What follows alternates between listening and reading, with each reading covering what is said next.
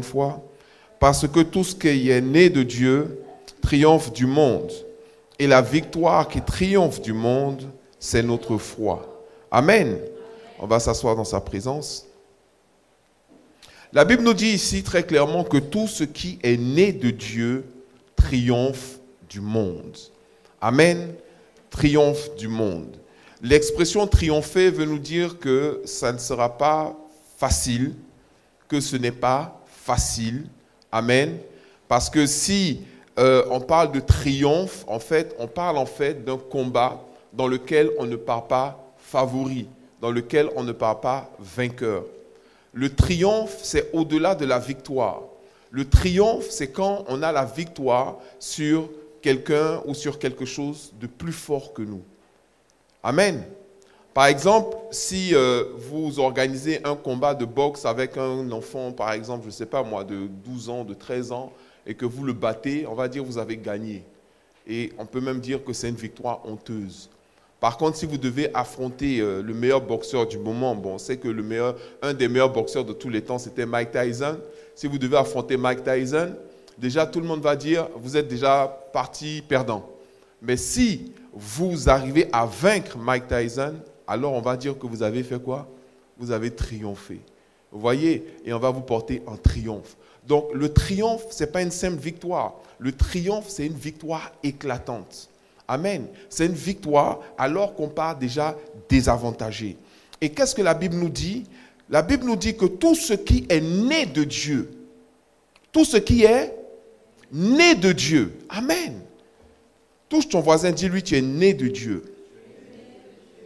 Amen. Tout ce qui est né de Dieu, c'est-à-dire tout ce qui a été engendré par Dieu, tout ce qui sort véritablement de Dieu, tout ce qui a été insufflé par Dieu, triomphe du monde. Le monde ne peut pas avoir la victoire sur ceux et celles qui sont nés de Dieu. Amen. Le monde ne peut pas avoir la victoire sur ceux qui sont nés de Dieu. Mais, il y a une condition.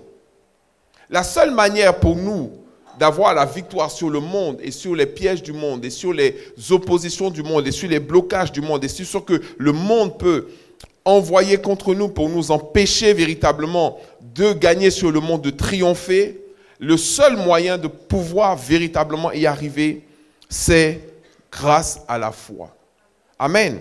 C'est pour ça qu'il a dit, et la victoire qui triomphe du monde, la victoire qui triomphe du monde, c'est quoi? C'est notre foi. C'est notre foi. La victoire qui triomphe du monde, c'est notre foi. Ce qui nous permet d'avoir la victoire sur le monde, c'est notre foi. C'est pour ça que quand il parle de prendre les armes de Dieu avec lesquelles nous allons combattre, il dit prenez par-dessus tout le bouclier de la foi avec lequel vous éteindrez tous les traits enflammés du malin. Donc il place véritablement la foi comme étant l'arme qui va nous permettre de pouvoir calmer et qui va nous permettre de pouvoir bloquer et qui va nous permettre de pouvoir atténuer et qui va nous permettre de pouvoir neutraliser tout ce que le monde et tout ce que le diable va vouloir envoyer contre nous. Amen. C'est pour ça que nous devons véritablement comprendre que la foi pour un enfant de Dieu est un indispensable. Amen. Vous connaissez ce passage de 1 Pierre où il dit, à cause de cela même, faites tous vos efforts. On ne va pas le lire en entier, mais juste la première partie. C'est 1 Pierre, je vais vous dire. Faites tous vos efforts. C'est 2 Pierre, plutôt 2 Pierre 1, 5. Il dit, à cause de cela même, faites tous vos efforts pour joindre à votre foi la vertu, à la vertu, la science. Donc, il demande de joindre à notre foi la vertu et à la vertu, la science. Il commence d'abord par parler de la foi. C'est-à-dire que la foi, c'est la base. Amen. Dis à ton voisin, la foi, c'est la base. Vous savez pourquoi?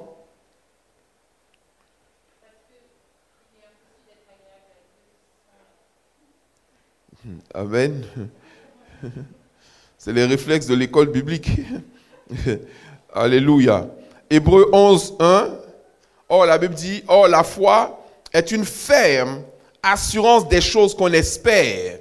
Amen. Une démonstration de celles qu'on ne voit pas. C'est une ferme assurance des choses qu'on espère, une démonstration de celles qu'on ne voit pas. En d'autres mots, je vais vous dire, la foi nous connecte à Dieu.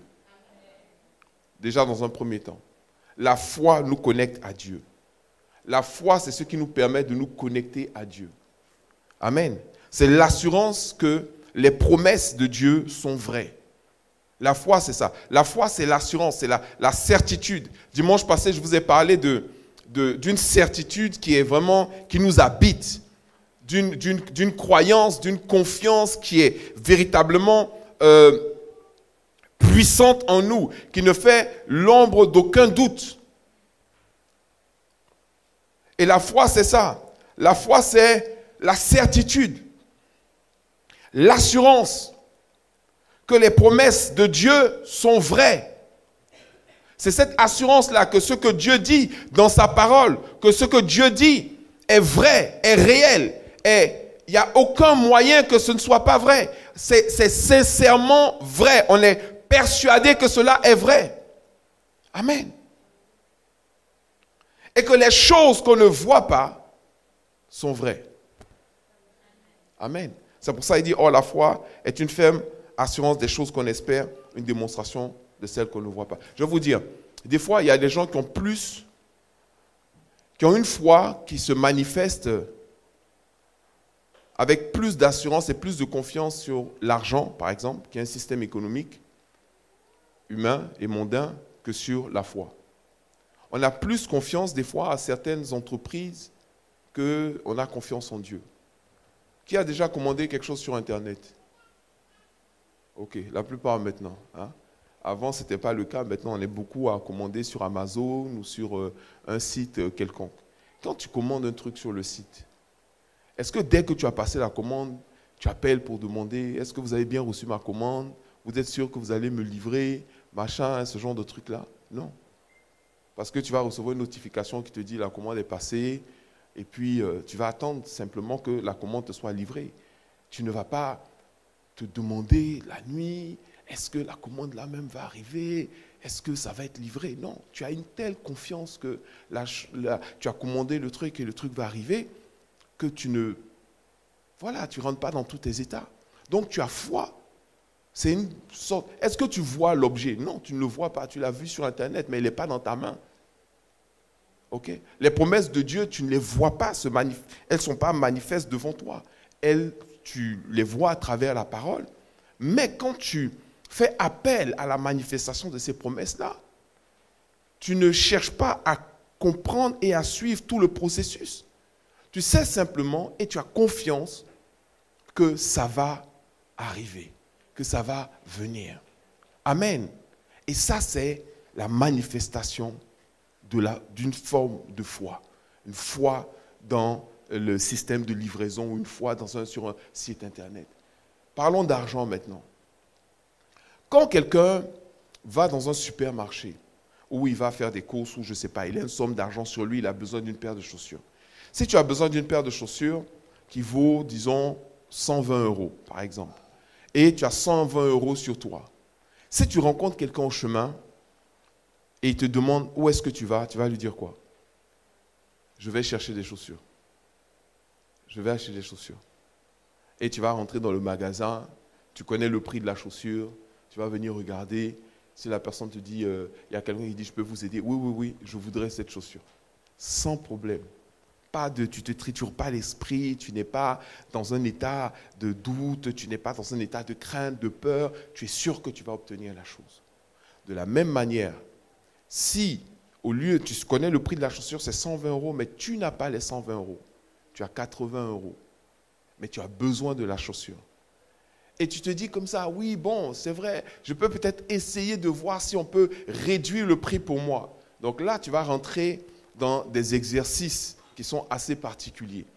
Et l'exercice va consister en quoi? Intercéder, prier, jeûner, espérer, douter. Pourquoi? Parce que si quelqu'un te rencontre en chemin et te demande où tu vas, tu vas lui dire, ah, en fait, j'ai vu une paire de chaussures là, je vais voir si éventuellement je peux là. Tu n'es plus dans la même certitude. Alors que quand tu as la somme qu'il faut sur toi, tu ne vois pas la paire de chaussures à tes pieds, mais c'est comme si tu la voyais déjà. Tu as la ferme assurance de la chose que tu ne vois pas. Je ne sais pas si vous me suivez. Donc, la foi fonctionne comme ça, en fait. Et la Bible nous dit que la foi, donc il définit la foi selon Hébreux 11:1. Or, la foi est une ferme assurance des choses qu'on espère.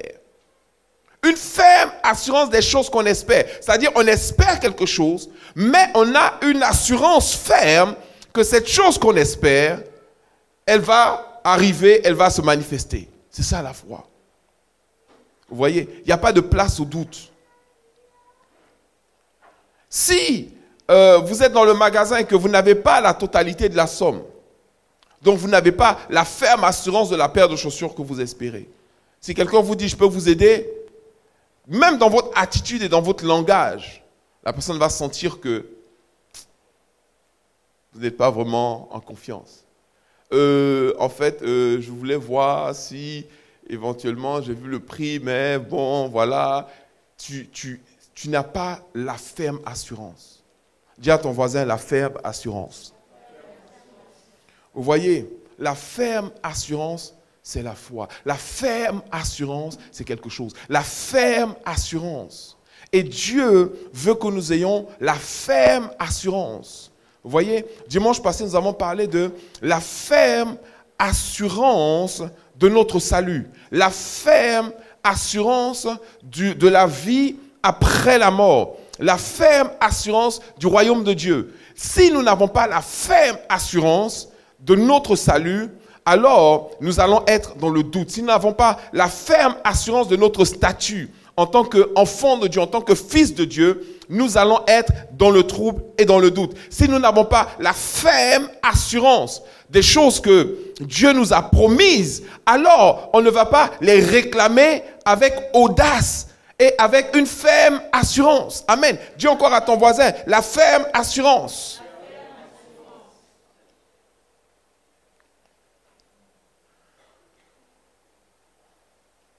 Donc, comme je vous ai dit tantôt, la foi nous connecte donc à Dieu.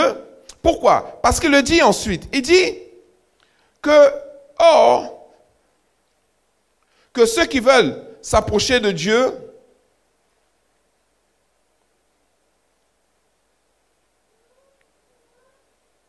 c'est Hébreux 11:6, il dit, or sans la foi, il est quoi? Il est impossible. Amen. Hébreux 11:6. Hébreux chapitre 11, verset 6. Il dit, or sans la foi, il est impossible de lui être agréable. Impossible de lui être agréable.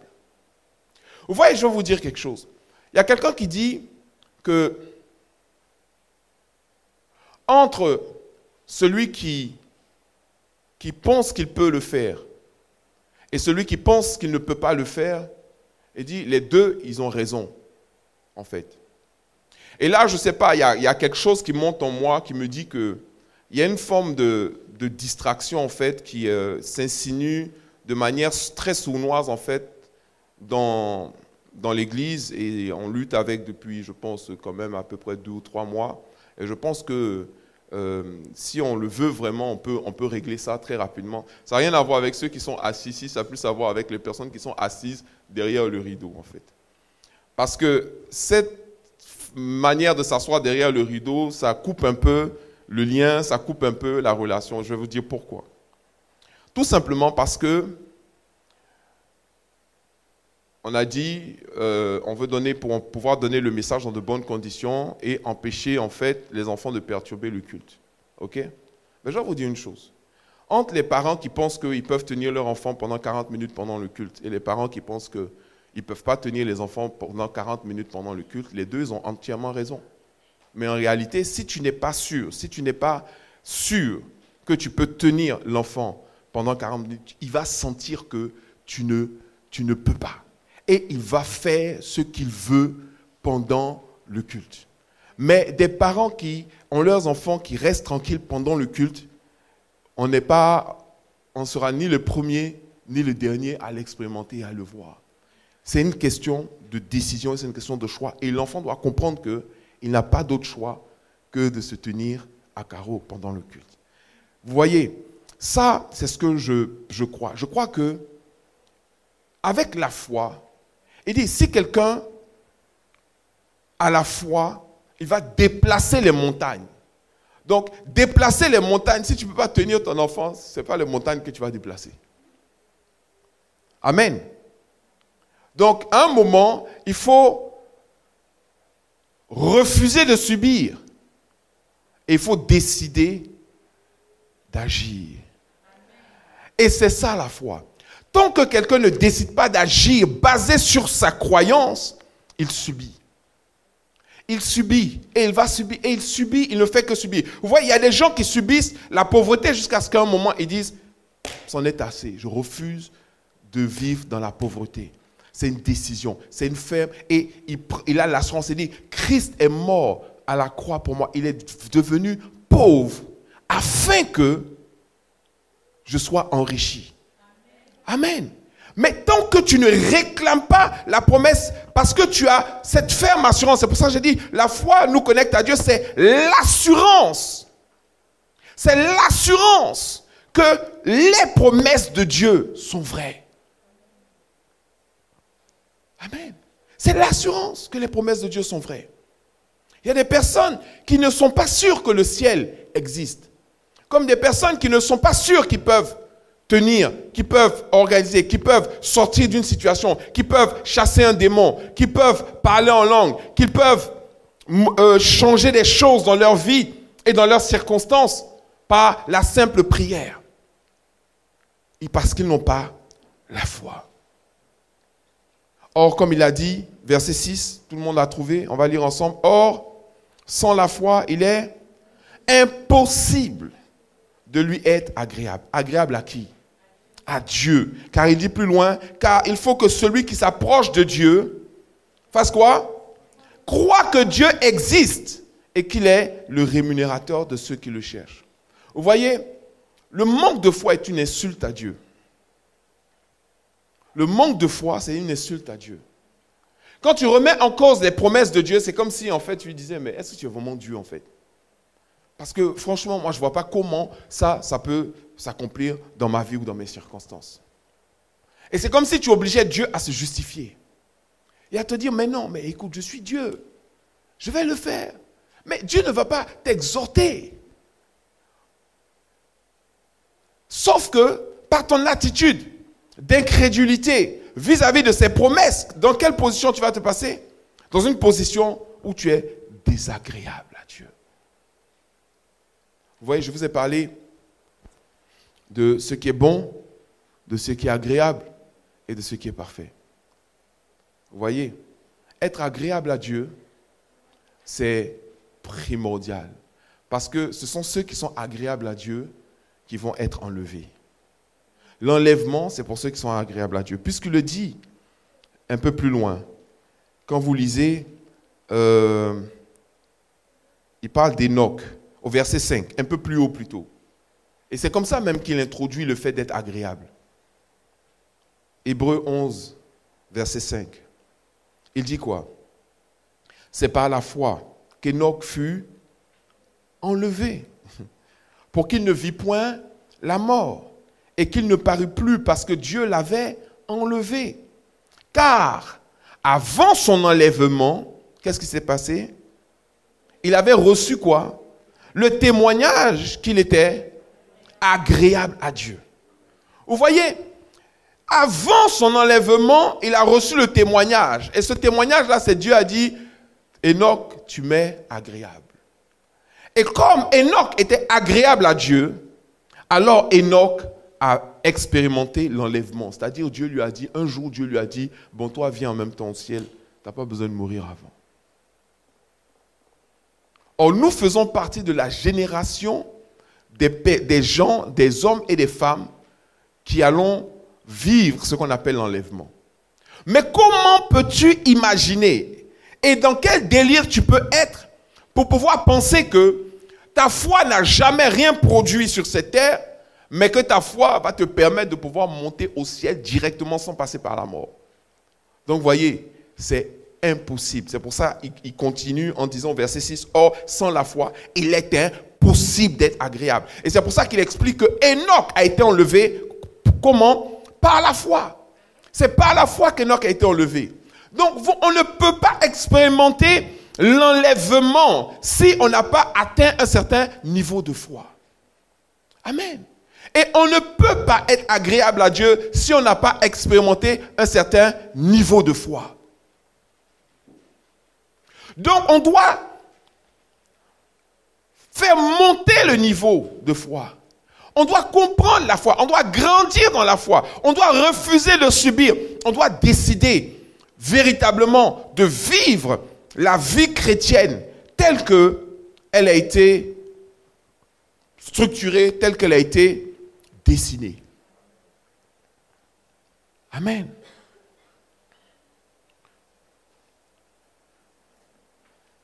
Donc, est-ce que quelqu'un croit qu'on peut aller au ciel sans voir la mort? Amen. Il y a deux exemples déjà au moins dans la Bible. Il y a l'exemple d'Enoch et il y a l'exemple d'Élie. Peut aller au ciel sans mourir. Amen. Tu vois, là maintenant, commence à dire, vraiment, c'est compliqué à croire. Est-ce que c'est vraiment possible? Moi, j'ai la ferme assurance que cela est possible. Et je vais vous dire une chose, c'est ceux qui ont la ferme assurance que cela est possible, c'est eux qui vont être enlevés. En fait, moi, j'ai donné ma vie au Seigneur après une vision que j'ai eue de l'enlèvement, en fait. J'étais étudiant au Canada, je faisais ma vie d'étudiant, fêtard, qui vivait comme si Dieu n'existait pas.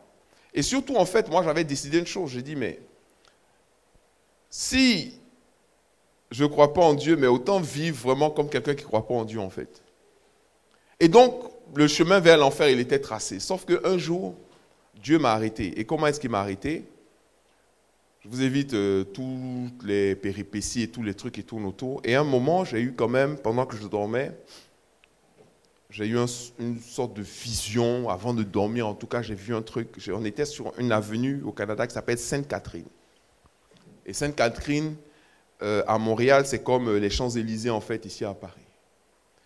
Et j'ai entendu un son, une trompette qui sonnait. Bon.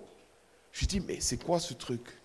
Et je vois des gens qui couraient dans tous les sens. Ça courait, machin et tout. Et après, j'ai vu comme un nuage noir. Il était un noir épais. C'est comme quand il y avait une usine qui brûlait dans une ville, il n'y a pas longtemps là. Un nuage fourni, pardon, où ça, à Rouen. Un nuage fourni comme ça. Et le nuage arrivait. Et je me suis tourné vers un jeune homme. On l'appelait Sauvé. Moi, je ne savais pas. Je croyais que c'était son nom de famille. Parce qu'à chaque fois qu'ils arrivaient là où on était, là où mes amis et moi on était, mes amis disaient, ah, voilà les sauvés, voilà les sauvés. En fait, ils parlaient des chrétiens. Ils les appelaient sauvés parce que c'était des chrétiens. Moi, je croyais que c'était leur nom de famille. Tellement j'étais à l'ouest, en fait. Donc, je vois un sauvé.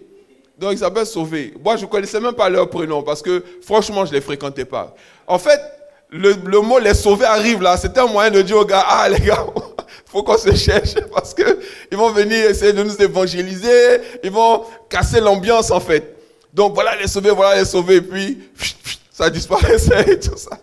Donc, mais cette fois-ci, au lieu de disparaître, quand j'ai vu le sauvé, j'ai dit, ah, donc je vais vers le sauvé. Je dis, hé, sauvé, qu'est-ce qui se passe? Et sauvé dit, le Seigneur Jésus arrive, moi je monte au ciel. Il a levé les mains vers le ciel, paf, il a disparu devant moi.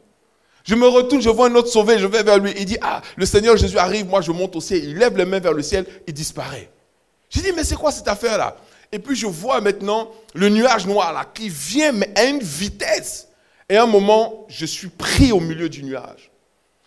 Impossible de voir à 1 centimètre de moi. Même si je mets ma main devant mes yeux comme ça, je ne peux pas le voir. Et après, j'entends maintenant des bouts de chaîne.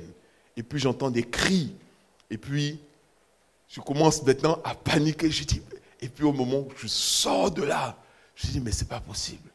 C'est comme ça que le Seigneur m'a donné la vision de l'enlèvement. Voyez. Et là, j'ai dit, non, ça, il faut que je prenne ma Bible là, parce que le processus a commencé. J'évite d'aller plus loin parce que l'histoire, elle est longue, elle est intéressante. Mais là, j'ai dit non, là, il faut que je prenne ma Bible. Donc, j'ai dépoussiéré une Bible comme avant, vous voyez là, qui traînait sous mon lit. Et j'ai dit, je vais commencer à la lire. Et il y a eu plusieurs événements. Bien entendu, à un moment, il a fallu que je donne ma vie au Seigneur. Mais j'étais déjà convaincu. Moi, il y a une chose que je sais, c'est que l'enlèvement aura lieu. Et que ceux qui croient, ceux qui ont la foi, ils vont être enlevés. Mais on ne parle pas de n'importe quelle foi.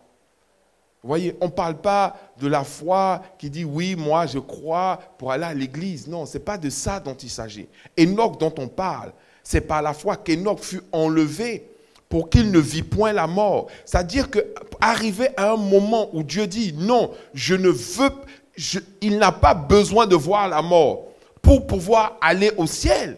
Il faut que tu sois quand même arrivé à un certain niveau.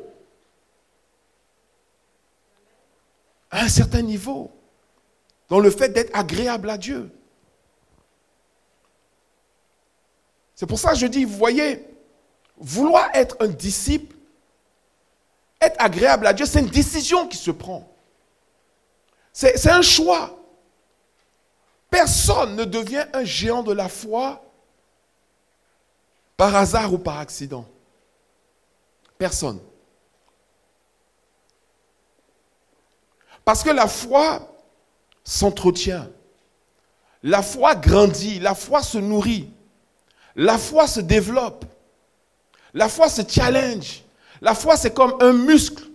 Pour qu'il puisse se développer, il faut que tu fasses des efforts.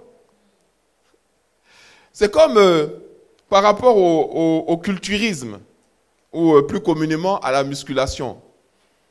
Moi, des fois, il y a des gens qui font des commentaires, ça me fait rire, des fois.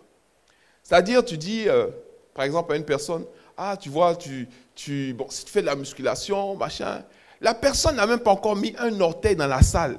Elle prend les photos de magazines, là, où tu vois des femmes musclées. Elle dit, ah, moi, la musculation, ça ne m'intéresse pas, je ne veux pas devenir comme ça.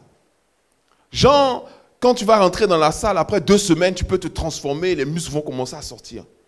Je vais vous dire, les femmes qui deviennent comme ça, là, ce n'est pas en 1 an, ce n'est pas en 2 ans, ce n'est pas en 3 ans, ce n'est pas en 4 ans.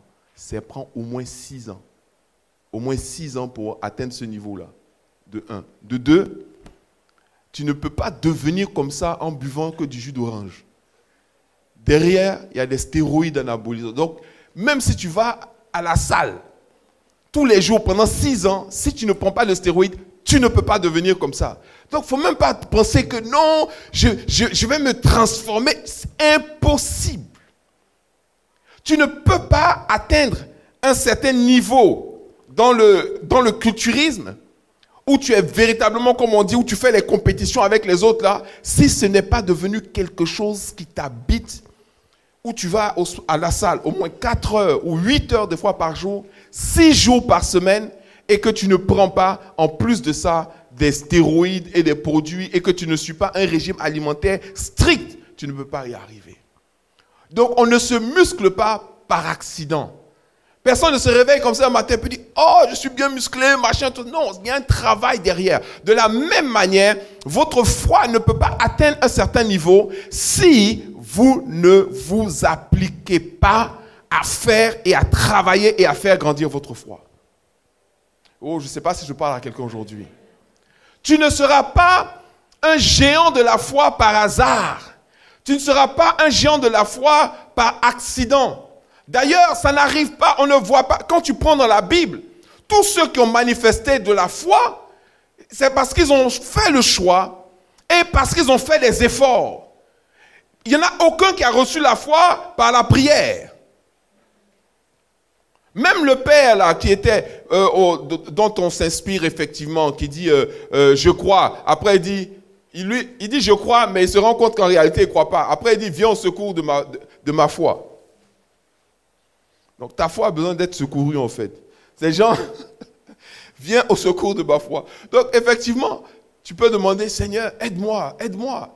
Mais, si tu veux véritablement grandir dans la foi, il faut que tu t'y appliques. Amen. Dis à ton voisin, applique-toi à la foi. Car sans la foi, nous ne pouvons être sauvés. Ce n'est pas possible. Il n'y a pas de salut sans la foi. À plus forte raison, triompher du monde. Vous voyez, la foi qui triomphe du monde, c'est une foi, pour ça je peux dire, c'est une foi triomphante en fait. Amen. Regardez, je vais vous montrer un truc rapidement. Dans Marc, chapitre 16, verset 16. En fait, je vais vous montrer plusieurs choses sur la foi et puis on va approfondir. Parce que, vous savez, nous sommes pratiquement à la fin d'une décennie. Amen. 2019, ça veut dire que on est à la fin d'une décennie et on va entrer dans une nouvelle décennie, n'est-ce pas? On va commencer 20, 21, 22, 23, 24 jusqu'à 29 et après 30.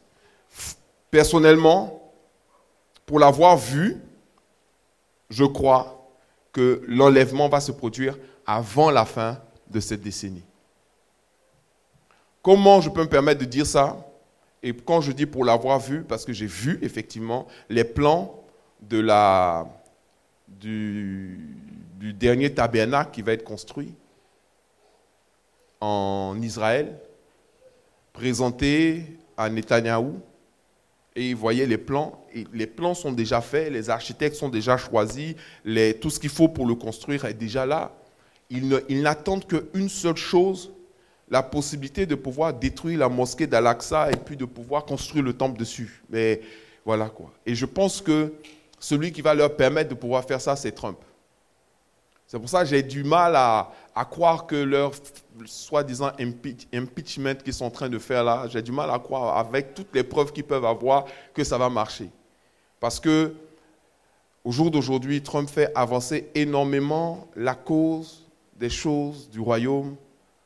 Sur le plan de l'agenda prophétique, il y a trop de choses qui s'accélèrent depuis la venue de cet homme-là comme chef d'État aux États-Unis. Voilà.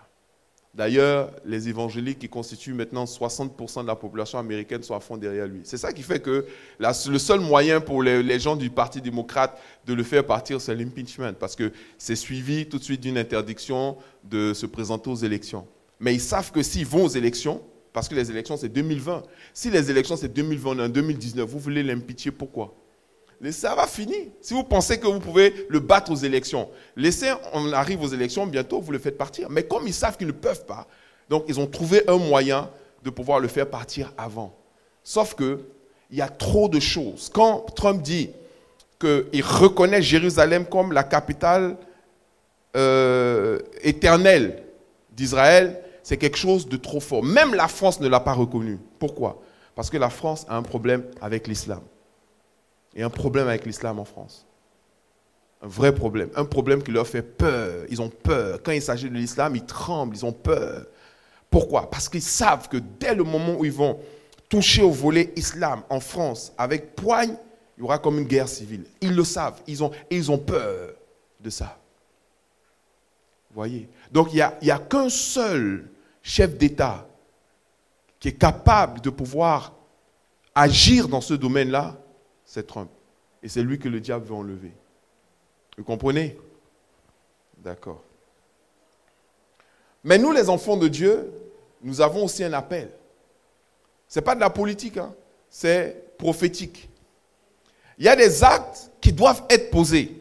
Avec un autre président que Trump aux États-Unis, jamais les Israéliens ne vont se permettre de détruire la mosquée d'Al-Aqsa et de construire un tabernacle dessus. Ils ne peuvent pas. Or, quand vous allez voir le tabernacle être construit à la place du temple de Salomon, parce que le temple de Salomon, c'était aussi un tabernacle construit avec le même plan. Ils veulent rétablir le temple de Salomon. Quand vous allez voir le temple de Salomon, d'ailleurs, l'Antichrist sera à l'inauguration du temple de Salomon. Alors, ça veut dire qu'on est à la fin de la fin. Donc, on aura l'enlèvement dans cette décennie-là. Donc, les choses ne vont pas se calmer. Les choses ne vont pas être plus simples. Mais les choses vont nécessiter de nous que nous ayons un niveau de foi qui soit supérieur. Car tout ce qui est né de Dieu triomphe du monde.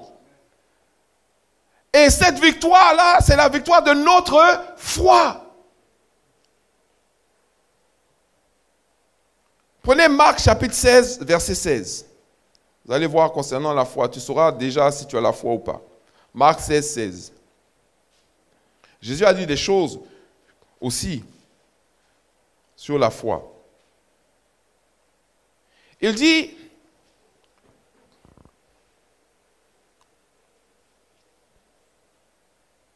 le verset 15, c'est un peu, ça reprend ce qu'on appelle la grande commission. Il dit, puis il leur dit, allez par le monde et prêchez la bonne nouvelle à toute la création. Après, il dit quoi? Celui qui croira et qui sera baptisé sera sauvé. Celui qui croira. En d'autres mots, celui qui aura la foi. Amen. Celui qui croira. Donc, celui qui aura la foi et qui sera baptisé. Ça veut dire qu'il faut avoir la foi même avant d'être baptisé. Ce n'est pas le baptême qui va te donner la foi. C'est parce que tu as la foi que tu te fais baptiser. Comme j'ai dit, la foi, c'est la base. C'est la base. Donc, si tu n'as pas la foi, tu dois te poser la question, mais qu'est-ce que je suis en train de faire? En fait, tu as besoin d'avoir la foi. Et je vais vous dire une chose. C'est quand même grave. Parce qu'on peut avoir eu une grande foi à un moment de notre vie et puis se retrouver à un autre moment de notre vie avec une petite foi. Voyez? La foi, elle, fluctue.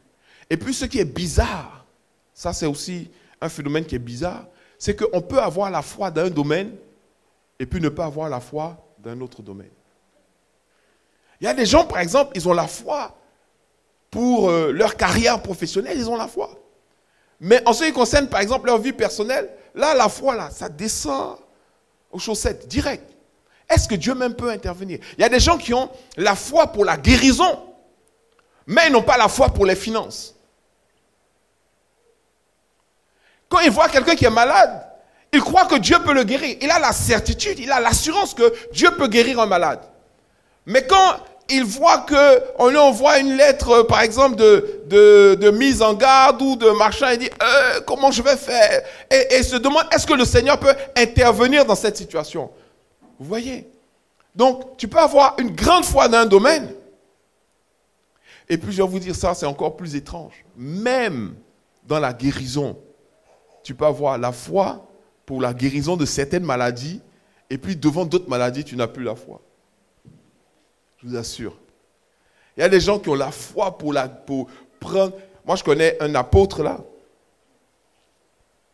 Lui, il avait une foi pour la guérison des boiteux, généralement, des boiteux et des gens. Quand quelqu'un vient à sa croisade avec une béquille, tu peux être sûr que le gars il va repartir sans béquille. D'ailleurs, à un moment, il appelle tous ceux qui ont les béquilles là. Et puis il ramasse ça et dit donne.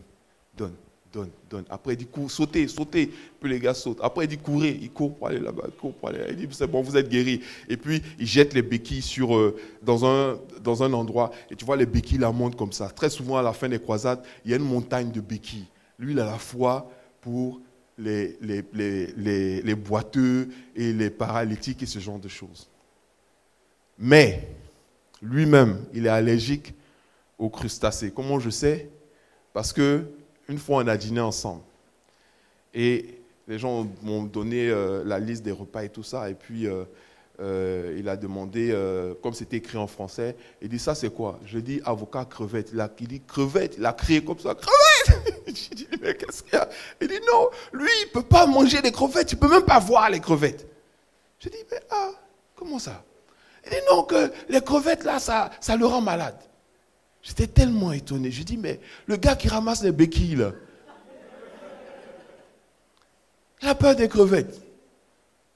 Et je lui ai donné le témoignage de mon père, qui lui était allergique à la papaye, mais tellement allergique à la papaye, il m'a même transmis ça aussi. Dans la famille, c'est grave, la papaye, c'est genre, tu regardes la papaye, tu commences à avoir des boutons déjà. Quand je touchais la papaye comme ça, toutes les extrémités de ma main qui était en contact avec la papaye devenaient rouges. Et je pouvais voir littéralement les boutons remonter comme ça sur mon bras, tellement j'étais allergique. Mais un matin, je dis à mon père, bon, viens, assieds-toi, il s'est assis. J'ai pris 2 papayes, on a coupé, découpé, mis un peu de citron dessus, on a mangé les papayes. Il me regarde, je le regarde, il me regarde, je le regarde. Il dit, mais il n'y a rien, on n'a pas eu un bouton. Depuis ce jour-là, plus jamais la papaye n'a eu aucun effet sur nous. Quand je lui ai raconté le témoignage, il dit, bring me the avocat crevette. Il dit, parce que pour lui, ce n'est pas possible que ma foi m'ait permis de surmonter une épreuve et que lui, il en soit encore à avoir peur des crevettes. Il a mangé. Il dit, it's very good. Il était content, il a mangé. Et puis il me regarde. Il dit, mais est-ce que tu sais que dans le temps, même si je prends s'il y avait des crevettes ou un truc, un fruit de mer qui a touché une assiette, quand je mange là, it choke me, ça fait gonfler ma gorge. Il dit, mais that's faith, brother, that's faith. Ça, c'est la foi. C'est la foi. C'est la manifestation de la foi. Il dit, si quelqu'un croit, il dit à cette montagne, ôte-toi de là, va te jeter dans la mer, crois dans son cœur que ce qu'il dit arrive, il le verra s'accomplir. Donc, il ne faut pas accepter de subir les situations en tant qu'enfant de Dieu. Peut-être que renverser cette situation va prendre du temps. Quand s'il dit à cette montagne, ôte-toi de là, va te jeter dans la mer et crois que ce qu'il dit arrive, il le verra s'accomplir. Les gens pensent que la montagne va disparaître, là, va apparaître dans la mer, ou bien que ça va se faire en 2 jours, en 3 jours. Il n'a pas dit ça. Il n'a pas dit si quelqu'un dit à cette montagne, ôte-toi de là, va te jeter dans la mer, crois dans son cœur que ce qu'il dit arrive, il le verra s'accomplir en 2 heures. Il n'a pas dit en 3 heures, il n'a pas dit en 1 jour ni en 2 jours. Peut-être que ça va prendre 1 semaine, peut-être que ça va en prendre 2, peut-être que ça va prendre 1 mois ou 2 mois. Mais il y a une chose que tu as décidé et que tu sais et pour lequel tu as l'assurance, c'est que cette montagne-là, elle va aller se jeter dans la mer. Il faut refuser de continuer de subir. Quand il dit « il te sera fait selon ta foi », ça veut dire quoi tout simplement? Ça veut dire que les choses que tu permets qui arrivent vont se manifester. C'est toi qui décides. C'est toi qui décides. Donc tu peux renverser cela. C'est une question de foi. Alléluia. La ferme assurance des choses qu'on espère. Marc chapitre 16, verset 15, déjà, il dit, allez par tout le monde et prêchez la bonne nouvelle à toute la création. Verset 16, celui qui croira et qui sera baptisé sera sauvé. Mais celui qui ne croira pas sera condamné. En d'autres mots, il dit, si tu as la foi, tu es sauvé. Tu n'as pas la foi, tu es condamné. Donc, c'est par la foi que nous allons être soit sauvés, soit condamnés. Amen. Ensuite, il dit quoi? Verset 17. Voici les miracles qui accompagneront ceux qui auront cru. En d'autres mots, il ne dit pas, ce n'est pas la peine de dire j'ai la foi, et puis tu crois que tu as la foi. Non, il dit il y a des miracles qui accompagnent ceux qui ont cru. Voici les miracles qui accompagneront ceux qui auront cru. Donc quand tu crois, il y a des miracles qui t'accompagnent, qui sont la preuve que tu crois véritablement. En mon nom, ils chasseront les démons. Ils parleront de nouvelles langues. Ils saisiront des serpents. Il y a des gens qui ont vu ça et ils ont dit, ah, donc il faut attraper les serpents. Il faut savoir que les serpents dont on parle là, ce sont les serviteurs du diable.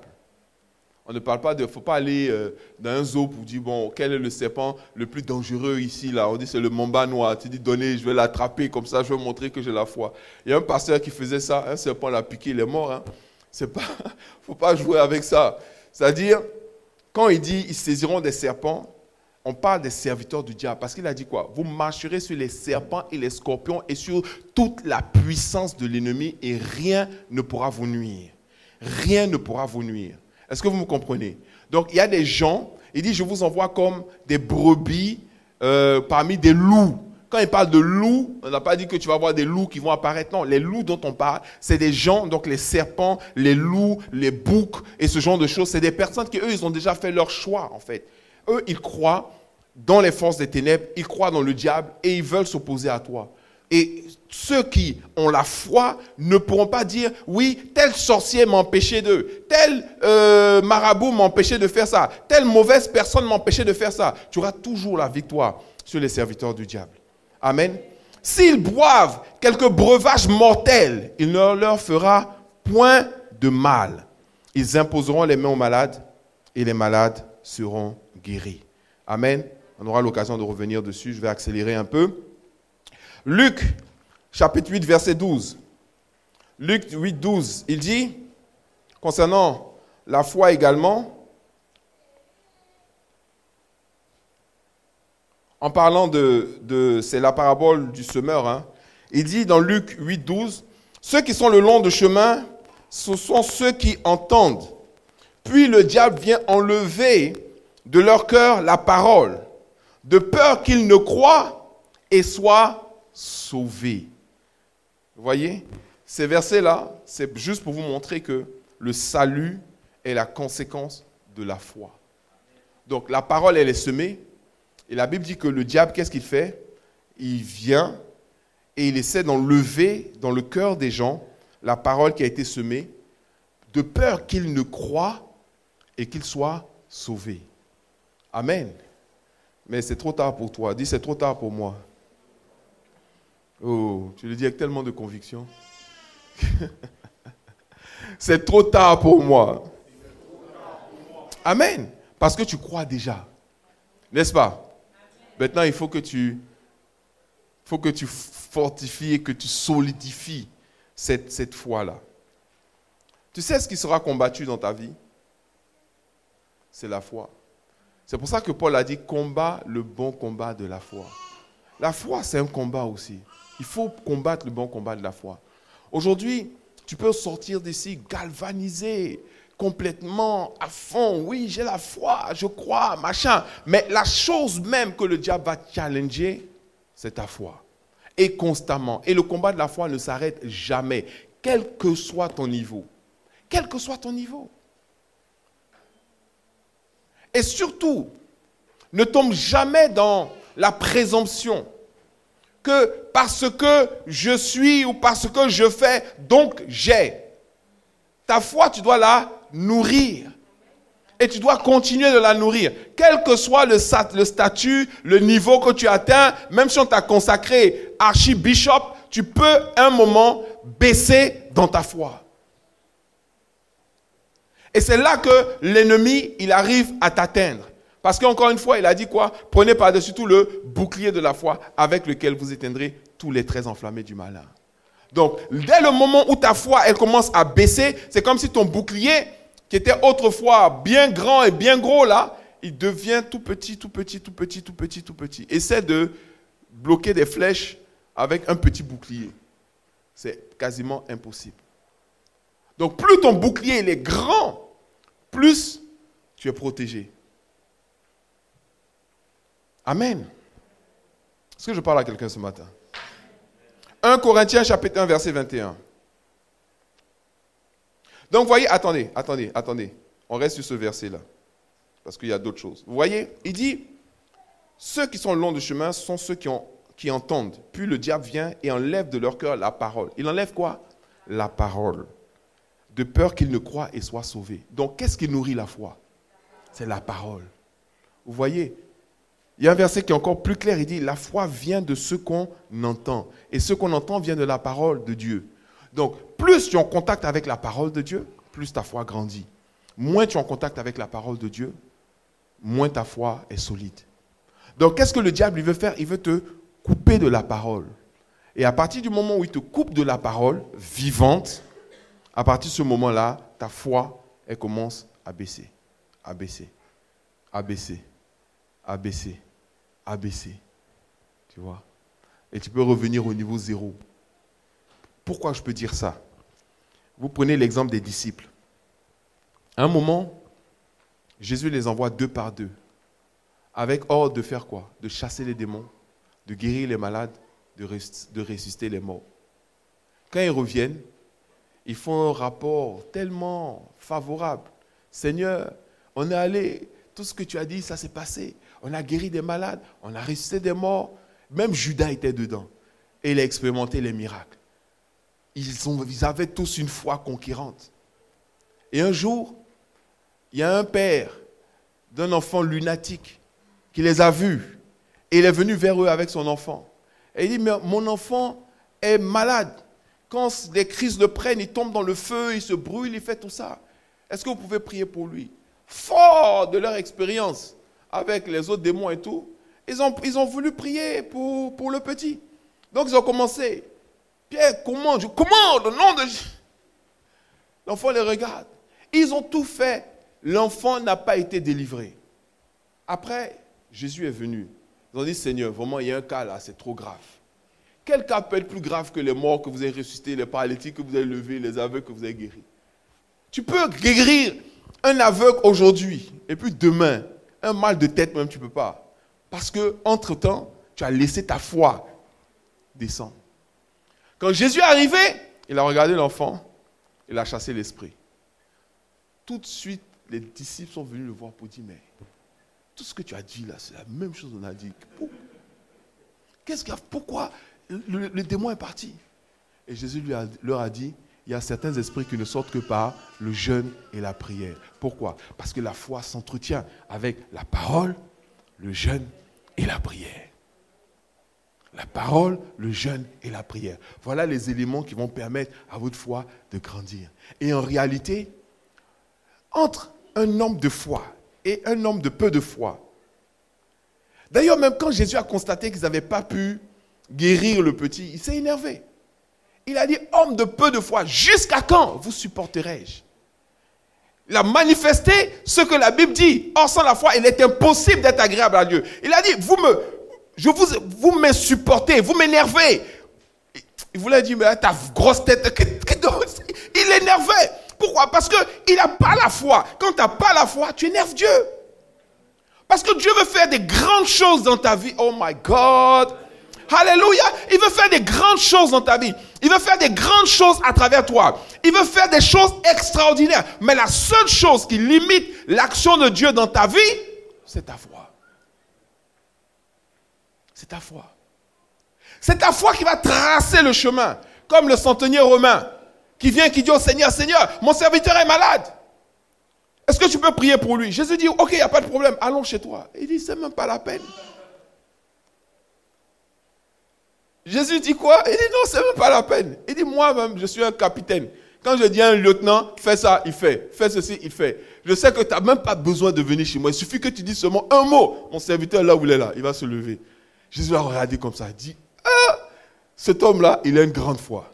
Il dit, je vous assure, il dit, des gens viendront des extrémités de la terre et ils viendront s'asseoir avec Abraham, Isaac et Jacob. En d'autres mots, ça veut dire quoi? Que c'est notre niveau de foi qui va nous positionner dans le ciel. Il a relié directement le niveau de foi du centenier romain au salut et au privilège de s'asseoir à la table avec Abraham, Isaac et Jacob. Il dit, va, ton serviteur est guéri. Et en effet, le centenier, il est parti. Il n'a pas dit, tu es sûr? Vous êtes sûr? Est-ce que machin? Non, il était sûr et certain que son serviteur était guéri. Et la Bible dit que lorsqu'il est arrivé auprès de son serviteur, effectivement, il était guéri. Et il a demandé, c'est pas vers 16 heures qu'il était guéri? Il dit, oui, oui. Exactement au moment où Jésus a dit, va, ton serviteur est guéri. Vous voyez, il y a des gens, pour qu'ils expérimentent leur miracle, il faut que tu ailles verser de l'huile dans leur maison. Il faut que tu verses de l'huile sur eux. Il faut que tu verses de l'huile. C'est-à-dire que quand il va nager dans l'huile, là, il va croire qu'il peut recevoir le miracle. Et il y a des gens, une simple parole seulement. Des fois à 10 000 kilomètres. Il y a une sœur qui m'a appelé depuis... Quoi cette île-là? Le code même, c'est 230. Elle m'appelle. Il y a un peuple ils sont à côté de l'île de la Réunion. Ils sont à côté de la Réunion. Oui, comment? Non, c'est pas comment. Madagascar. Une malgache. Elle m'appelle. Pasteur, mon enfant est possédé, mon enfant, il fait des crises et tout ça. Je dis, mais tu n'as pas une église? Si, je l'emmenais à l'église. Ils ont prié pour lui, mais ça ne va pas. Donc j'ai prié pour que Dieu me donne quelqu'un qui vraiment a la foi, qu'il utilise parce que je crois que mon enfant peut être guéri. Je dis, vous croyez qu'il peut être guéri? Elle dit, je crois. Je dis, vous croyez qu'il peut être délivré à travers le téléphone? Elle dit, oui, je crois. C'est sûr, sinon elle ne m'aurait pas appelé. Mais j'avais besoin qu'elle affirme sa foi. Je dis, passe-moi ton fils. Elle me passe le fils. Je dis, bonjour, ça va? Il dit, oui, ça va. Je dis, qu'est-ce qui t'arrive? Il dit, il y a quelque chose en moi qui me parle et qui me dit de faire des choses. Je dis à cette chose-là de partir. T'entends, je ne sais même pas où la personne se trouve. C'est au moins 6 000 ou 7 000 kilomètres. L'enfant crie. Wow! Et puis l'esprit est parti. Le lendemain matin, elle m'envoie un message pour me dire, merci Seigneur, mon enfant est totalement délivré. Vous voyez? À distance. C'est pas... Tu n'as pas besoin forcément de... Vous savez, toutes ces choses-là qu'on fait, généralement, ce n'est pas dans ça que se trouve le miracle. Tout ce qui est fait autour, c'est pour bâtir ta foi. C'est pour bâtir ta foi. Ce que les gens appellent le point de contact. C'est pour que ta foi puisse... Parce qu'il y a des gens là, leur foi, c'est tellement mort. C'est comme si vous voyez sur les électrocardiogrammes, là, quand ton cœur arrête de battre, ça fait une ligne comme ça. Pi, tu vois, non? Pi. Il y a les gens, leur foi là. Pi. Pi. Et puis, des fois, tu as besoin de faire un électrochoc pour que la foi là redémarre. Et la veuve de Sarepta, c'était ça. Le prophète Élie arrive et dit, ah, ma soeur, vraiment, c'est chaud ici là. Donne-moi à boire. La veuve de Sarepta dit, bon, l'eau là, ça c'est pas un problème. Le niveau de foi, la foi pour donner l'eau, c'est pas un problème. Elle va y chercher, elle lui donne, il boit. Après, il dit, bon, donne-moi à manger. Elle dit, vrai là, ton Dieu est vivant. Hein? Mais, il n'y a plus à manger dans ma maison. Le peu qui reste, c'est mon dernier repas. Moi et mon fils, on va manger après quoi? On va mourir. Donc, en fait, elle dit, prophète, ma foi là, c'est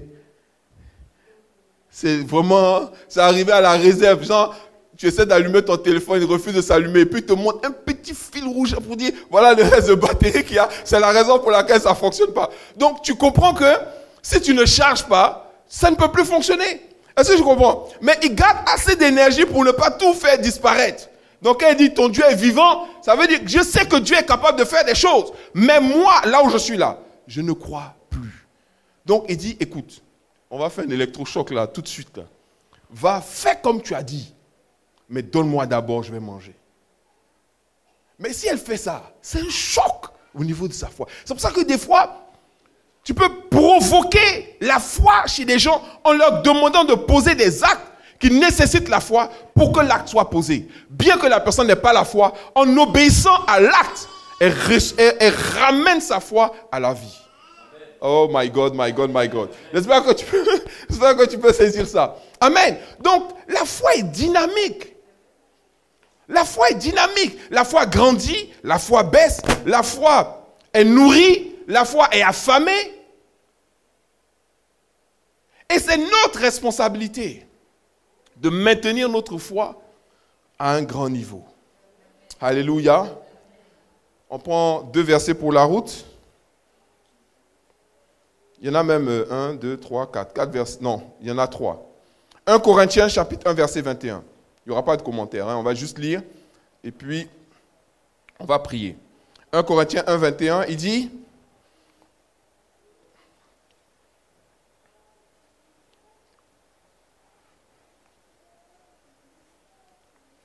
Car puisque le monde, avec sa sagesse, n'a point connu Dieu, dans la sagesse de Dieu, il a plu à Dieu de sauver les croyants par la folie de la prédication. Qu'est-ce que ça veut dire? Ça veut dire qu'il y a un processus qui fait que lorsqu'on est exposé à un message, amen, à une prédication, alors notre foi peut grandir.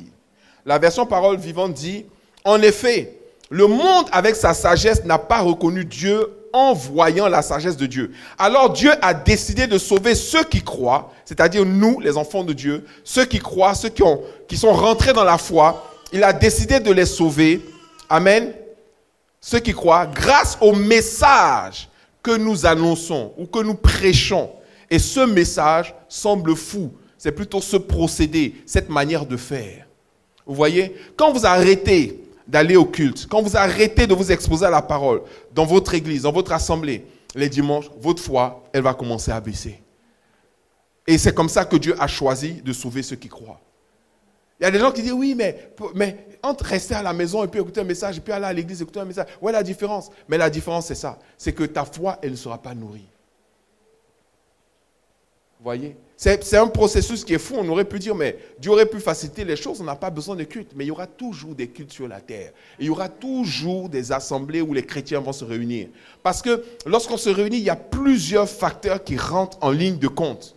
Plusieurs facteurs qui sont réglés parce que justement, on fait l'effort de venir à un endroit. Déjà ça, c'est qu'on se prépare à rencontrer notre Dieu. Et on sait qu'on est en train d'obéir à Dieu. Vous voyez, et le diable, il arrive à tromper tellement de personnes qui se disent, mais pourquoi se fatiguer avec le transport, avec la distance, avec ceci? Est-ce que tout ça, je ne peux pas faire à la maison? Mais je vais vous dire une chose. Dès que quelqu'un prend la décision de rester à la maison, son niveau de foi vient de baisser en même temps. Ça vient de baisser, direct, ça vient de baisser en même temps. Et pour les gens, c'est comme une folie. Pourquoi? Mais Dieu, il a choisi comme ça. Amen. Il a choisi. Ce que je trouve surprenant, c'est que les gens, ils ont du mal. Bon, certains ont du mal à aller à l'église tout le temps, mais tous les samedis, ils vont au marché ou bien ils vont au supermarché. Mais reste à la maison. Pourquoi tu vas au supermarché? Parce que tu vas aller prendre des choses avec lesquelles tu vas te nourrir pendant la semaine.